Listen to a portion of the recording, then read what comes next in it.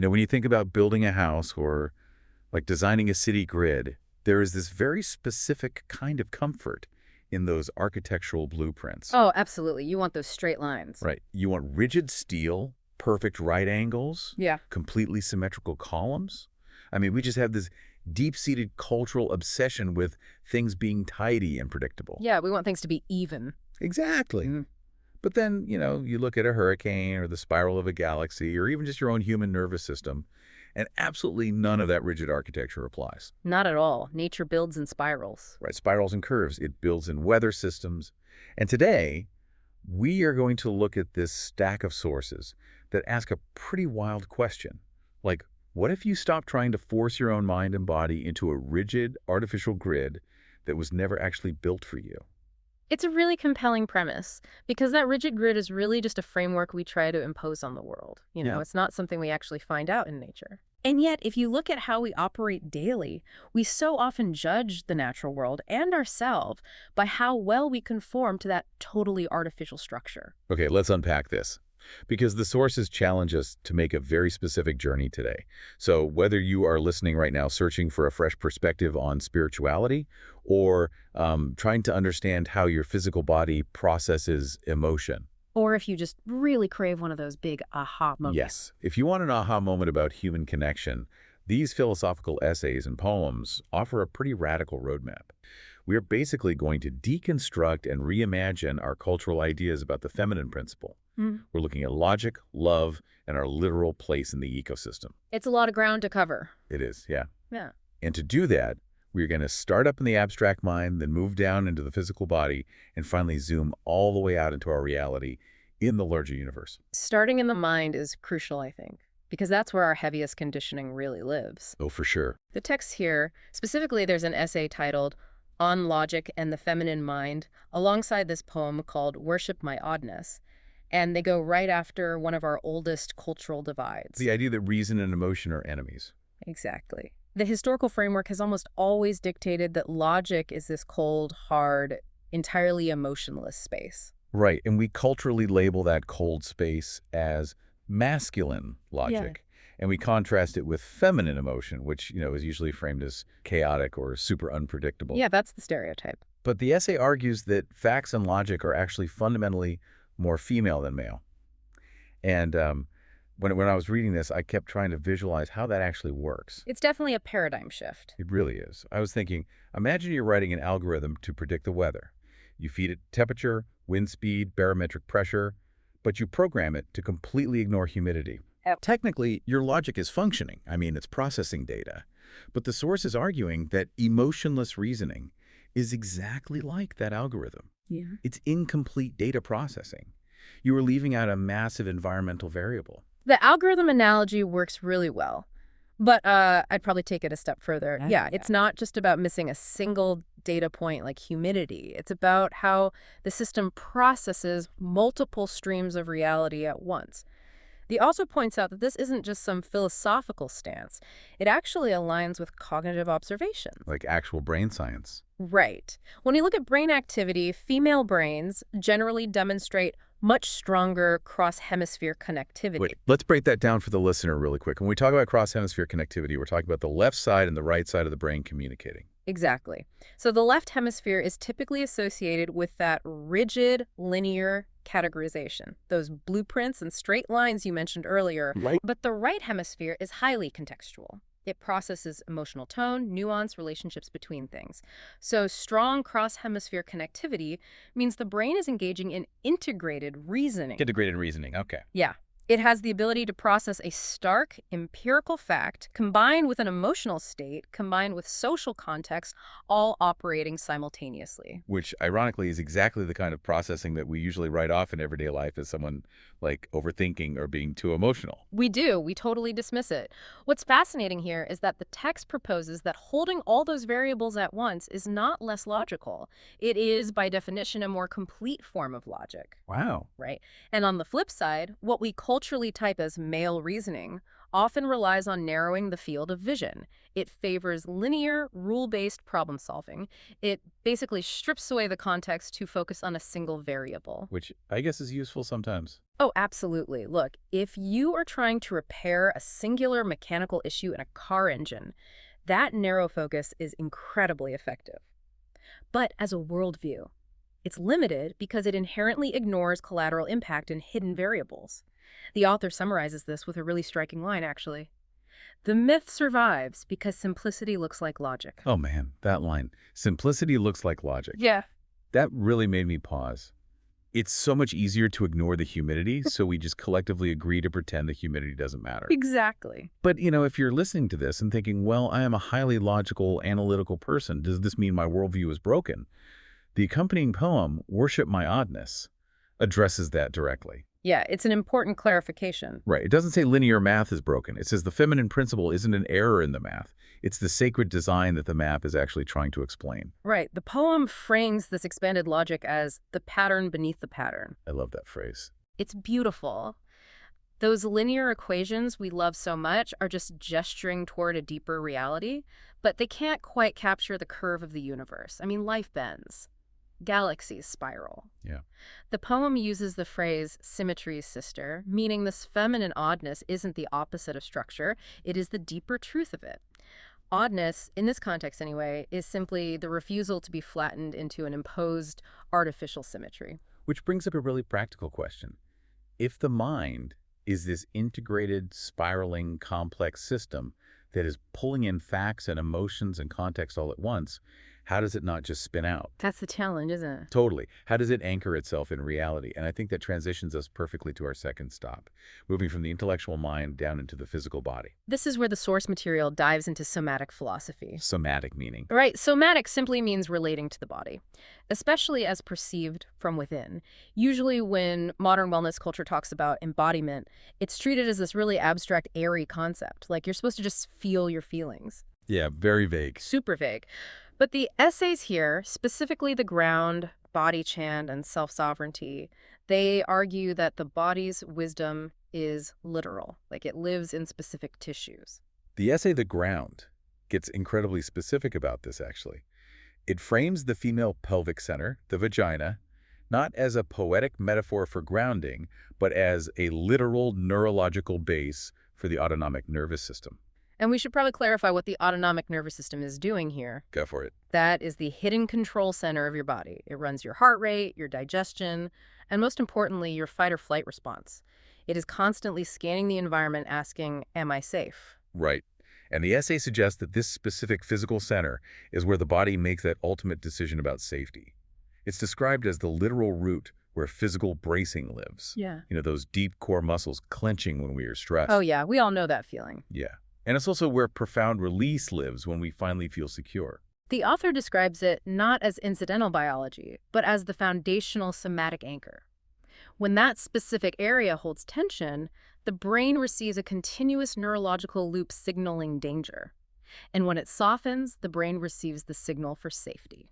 Okay, I do have to admit, I was struggling with this concept a little bit as I was reading. Oh, how so? Well, I kind of want to push back on the author's framing here.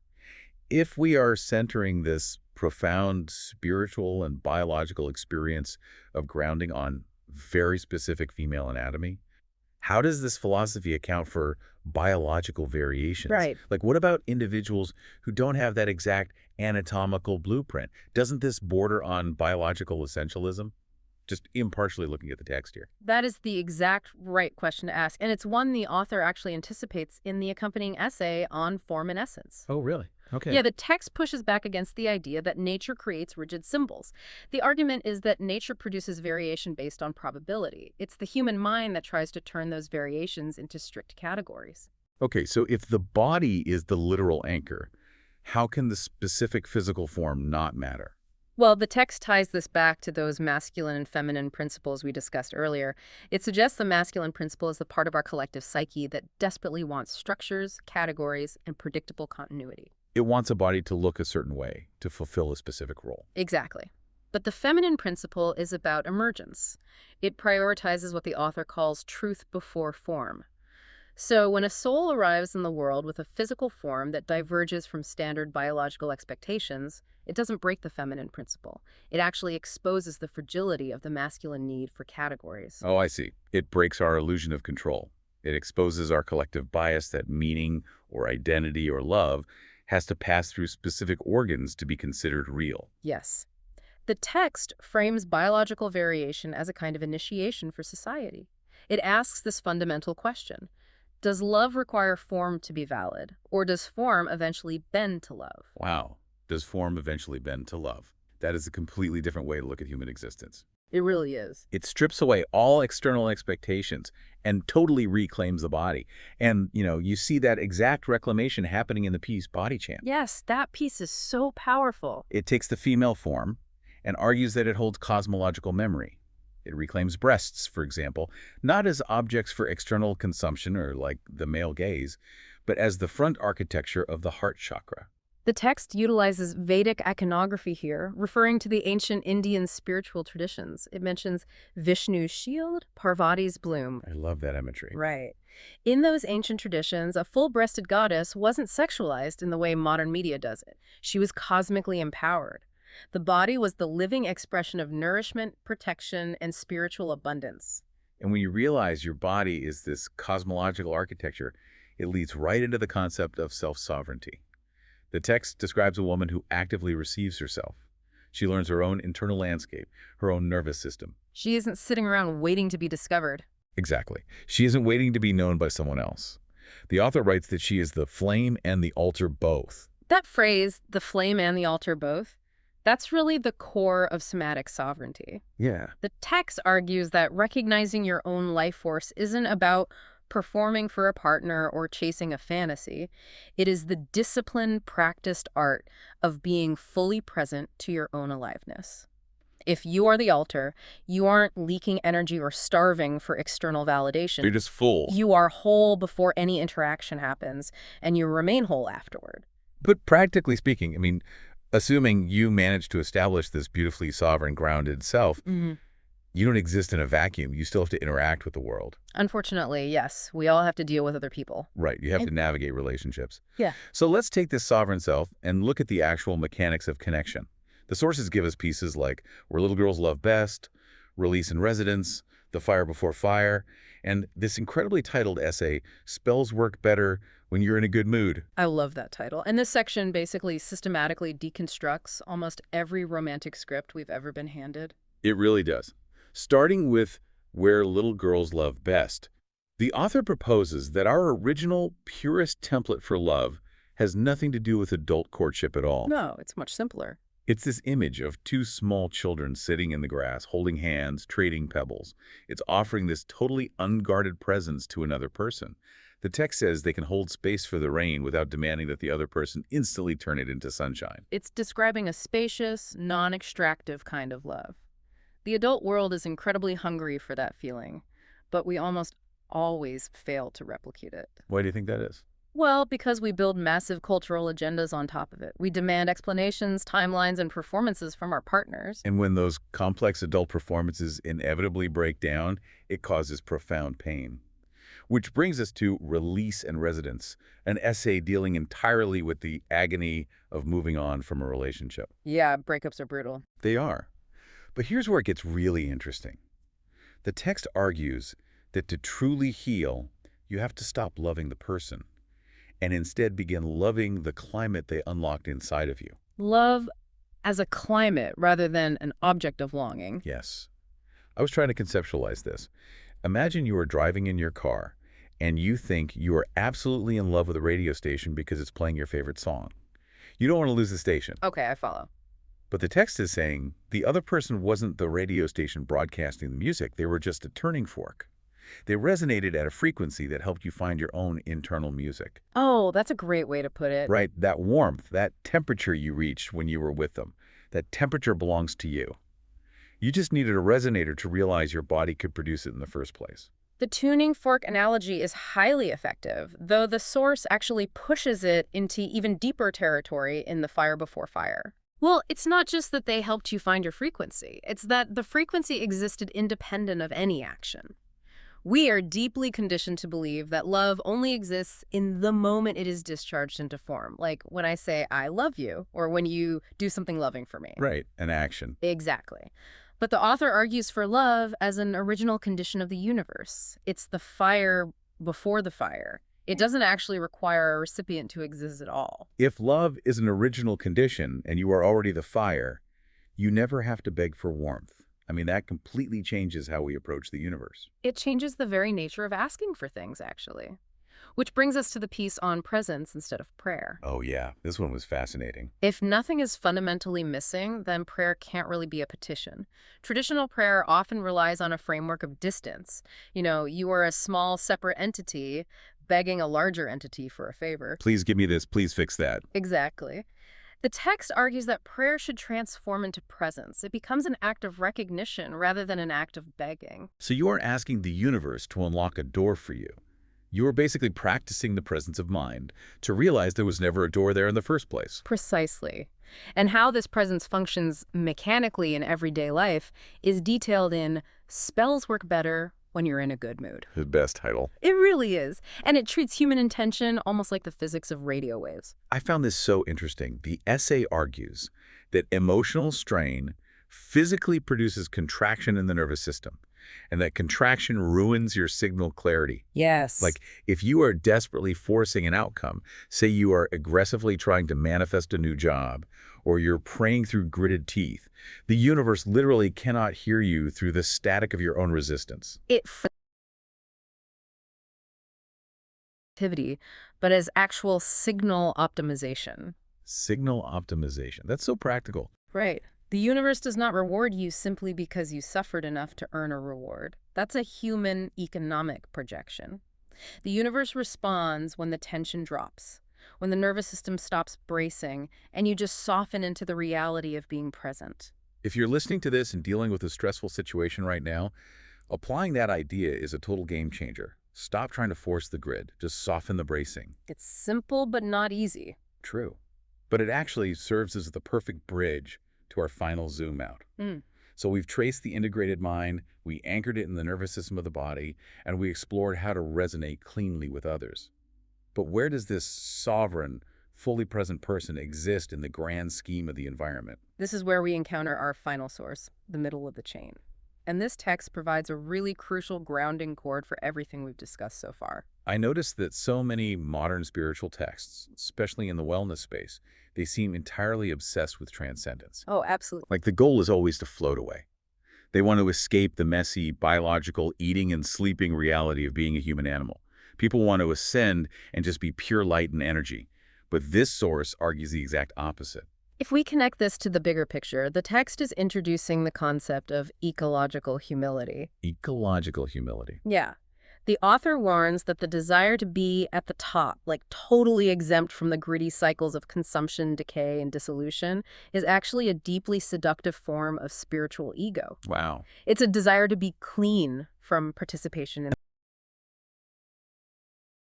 Being clean.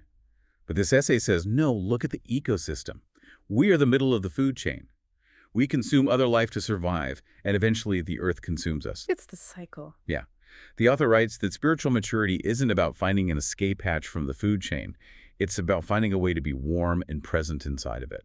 We eat, and we are eaten. We bruise, and we bloom. The text insists that the messy biological reality isn't an obstacle keeping you from a spiritual life.